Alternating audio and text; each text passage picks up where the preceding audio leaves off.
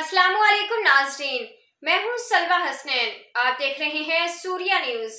आइए नजर डालते हैं आज की अहम खबरों पर। नवाब शाह अनवर आदिल खान ज़ादा ऑल पाकिस्तान वापडा hydro electric workers union CB operation division HESCO Nawab Shah की जानिब से मुनवाबाद डिवीजन ऑफिस में मुलाजमिन सेफ्टी के लिए तरबीती सेमिनार और हिस्को की नजकारी के खिलाफ और पाकिस्तान अफवाज से इजहार यकजहती के लिए सेमिनार मुनक्किद किया गया।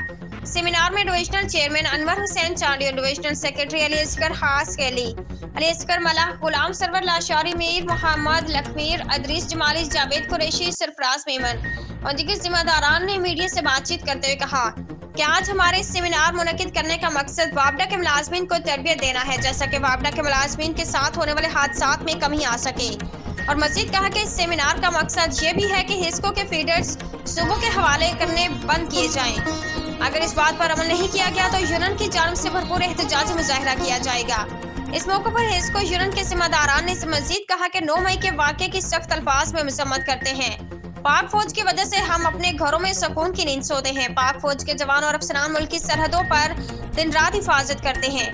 हम अपने मुल्क पाकिस्तान की फौज पाकिस्तान आर्मी के साथ मुकम्मल यकजहती करते हैं और 9 मई के वाक़े की सख्त अल्फाज में भरपूर मजम्मत करते हैं।